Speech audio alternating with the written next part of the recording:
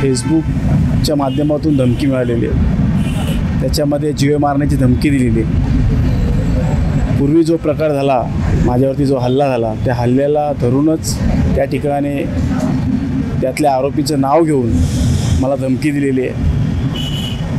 माझ्यावर जेव्हा हल्ला झाला त्याच्यानंतर पोलिसांनी आज 3 महिने झाले, त्यातले काही फरार आरोपी आहेत, त्यांना अद्याप पकडलेलं नाही आहे।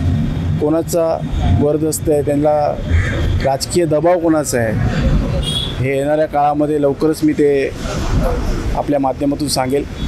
पण मला परत एकदा पोलिसांना विनंती आहे की आपण जे फरार आरोपी आहे ते लवकर अटक करावे, जेणेकरून येणारा जे नियोजन असेल हल्ल्याचं ते टळू शकतो।